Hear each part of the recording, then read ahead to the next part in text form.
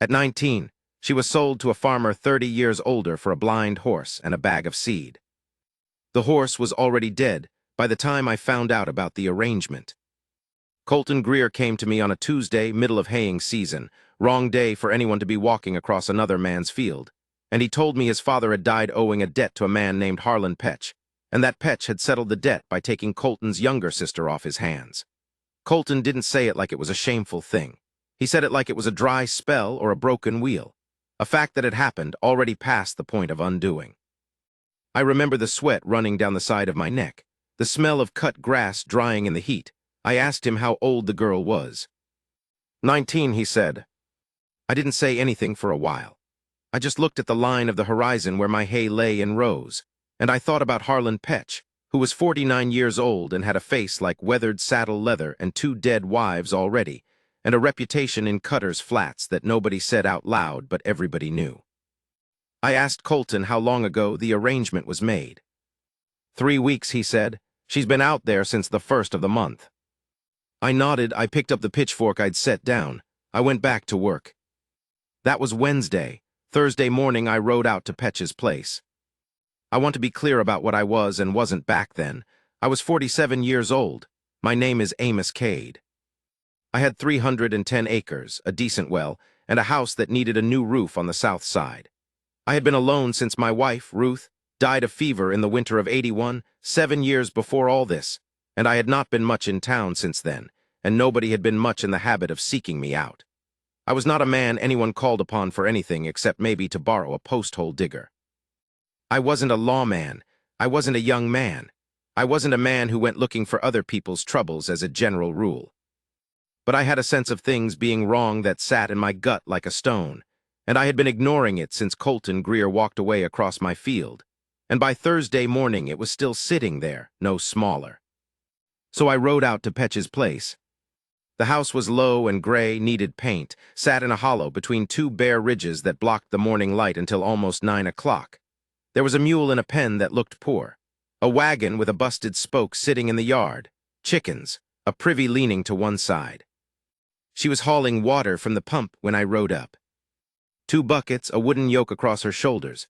She was small, I hadn't expected small, and she had dark hair pulled back so tight it looked like it hurt, and she was wearing a dress that didn't fit right across the shoulders like it belonged to someone else. She didn't stop when she heard my horse, just kept walking toward the house, eyes down, water sloshing. Petch came out of the barn. I'd known Harlan Petch most of my life the way you know a man in a small county, not as a friend, just as a fixture. He had a way of looking at people that I'd never cared for, like he was doing arithmetic on them. He looked at me and then he looked at her, and there was something in that second look I didn't like. I told him I'd come to buy a horse.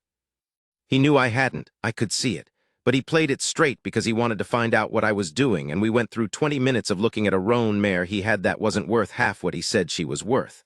The whole time I was watching her move around the yard, saw her set the buckets down by the door, saw her carry firewood in, saw her come back out and go back to the pump. She never looked at either of us. I didn't buy the mare, I said I'd think on it. I rode home. I couldn't tell you exactly what it was. I've tried to put a name to it since and never quite managed. There was something about the way she didn't look up, not frightened exactly.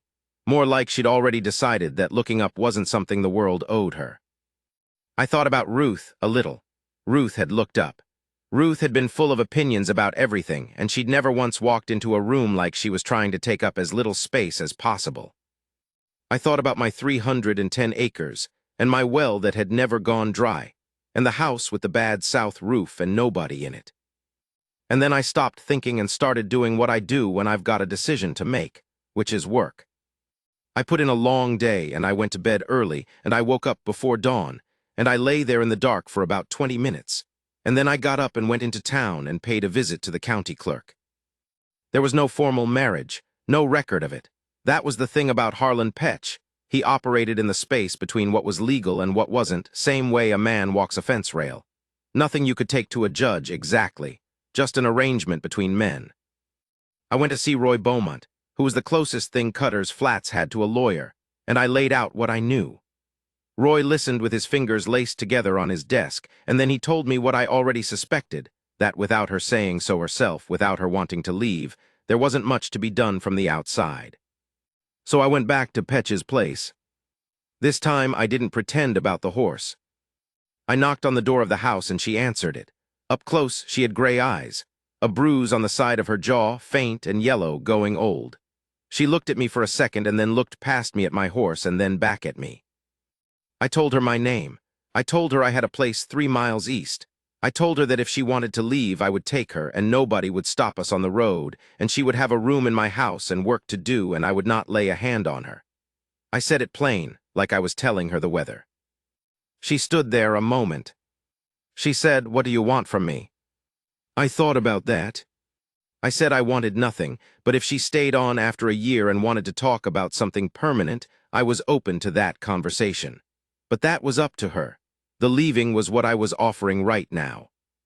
She looked at me a long time. She had a way of looking at a person, I'd learned, that went all the way through and came out the other side. Then she stepped back from the door and said, "Give me 5 minutes." She was back in 3. Petch came out of the barn when we were crossing the yard. He looked at her and then at me, and I saw the arithmetic happening in his eyes, and I looked back at him steady, and I didn't say anything, and he didn't say anything either. Some men, you talk to them. Some men, you just let your stillness do the work. We rode off his land, and he didn't follow. Her name was Nora Greer. She sat behind me on the horse without holding on until we hit the first rough ground, and then she put her hands to my sides, light as she could manage, like she was trying not to presume. I didn't say a word about it. She didn't talk much those first days. She worked. Lord, she worked. She was up before me the first morning. I came downstairs and there was coffee made and the kitchen swept, and she was outside splitting kindling in the gray early light, methodical, not wasting a swing. I stood in the doorway and watched her and drank my coffee. I put her in the room at the back of the house, the one with the window that faced east. Ruth's sewing things were still in there, and I'd cleared them out the night before without any particular feeling about it.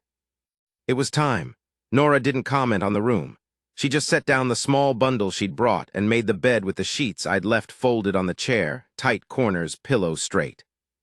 I gave her the run of the kitchen and the garden. She knew what she was doing in both. By the end of the first week, she'd reorganized the root cellar in a way that made more sense than what I'd had, and she'd found the herb bed I'd let go to weeds and started reclaiming it, and she'd mended a piece of fence in the kitchen garden with leftover wire without asking. I watched all this happen.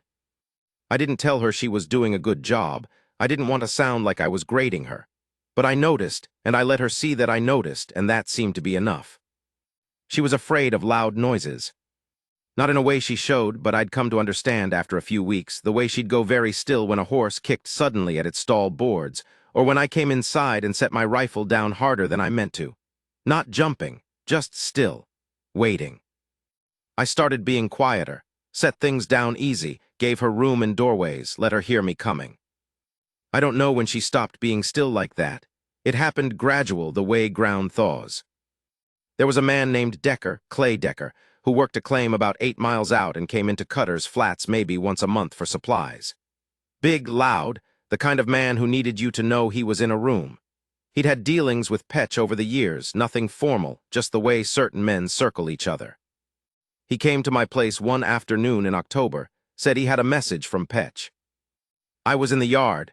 Nora was in the kitchen. I could see her through the window, standing at the table, gone still. Decker said Petch wanted to know if I'd be bringing the girl back. He said it like it was a casual question. I looked at Decker for a moment. I said she's not going back. Decker kind of smiled, the way men do when they want you to know they think you don't understand the situation. He started talking about arrangements and debts and what Petch was owed, and I let him talk until he ran out of words, and then I told him plainly.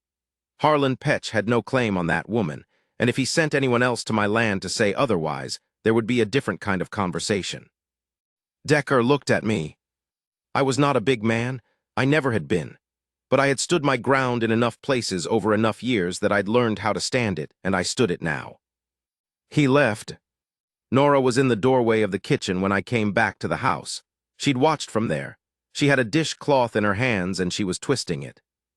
She said, "He'll come himself eventually." I said, "I know." She said, "Are you afraid of him?" I thought about that. I said no. She looked at me again in that way she had, and she nodded once like that settled something. Petch did come. November, first hard frost, ground ringing under the horse's hooves. He came alone, which I hadn't expected. Just rode up to the fence and sat his horse and waited, and I went out and stood at the fence. He looked older out here, away from his hollow with its blocked morning light. His eyes were sharp, though, still doing the arithmetic. He said he'd heard I was running astray from his place. I said she wasn't astray. I said she was a woman who'd left a situation that had no legal hold on her, which Roy Beaumont would be happy to confirm. He said Roy Beaumont was a Kotrak in a hat. I allowed that might be so, but that it didn't change the facts. We looked at each other across the fence for a while. There were ravens working the far field.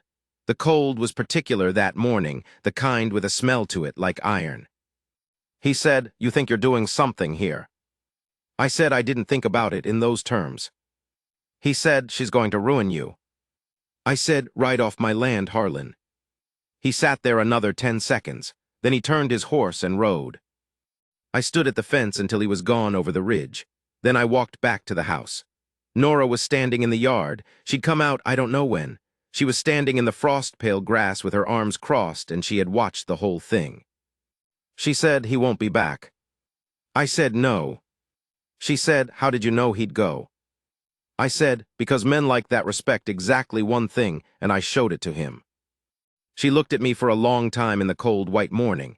Then she uncrossed her arms. She walked over and she did something that surprised me. She put her hand flat on my chest, just for a second, the way you'd put your hand on a horse you trusted. Not soft. Certain. She said, "Thank you, Amos." First time she'd used my name. I put my hand over hers just briefly, and then we both went inside out of the cold. The winter was long. Winters out here always are, and I'd spent 7 of them since Ruth died in a house that was just quiet and work, and the particular sound of wind in a place where nobody's talking back to it. This winter was different. She talked once she started. Not constantly, she was not a constant talker. But in the evenings, when the lamps were lit and the work was done, she'd sit across from me with whatever she was mending, and she'd say things. About the farm she'd grown up on. About her brother Colton, who she didn't have a great deal of soft feeling for, given what he'd done, but who she also didn't hate because hating people took energy she decided not to spend that way. About a schoolteacher she'd had at 9 or 10 who'd told her she had a good mind and given her a book of geometry, which she'd read cover to cover twice.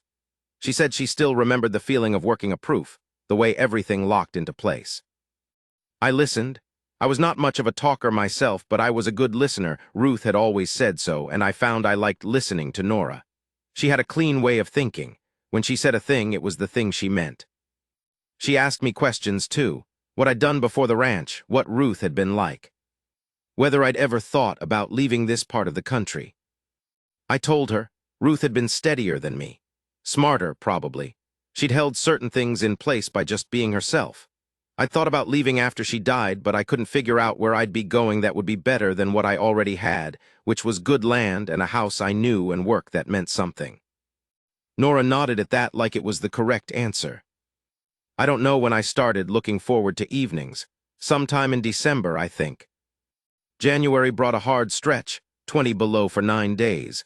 Cattle needing water broken from the tank twice a day. The south roof starting to leak where I hadn't fixed it yet. I was up before 4 every morning, and I came in at dark, and I ate and slept and did it again.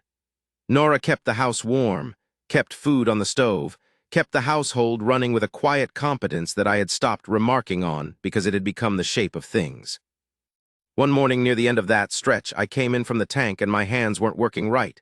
Cold had gotten into them deeper than usual, stiff and aching. And I was standing at the sink trying to work the pump and not managing it, and she came and worked the pump herself.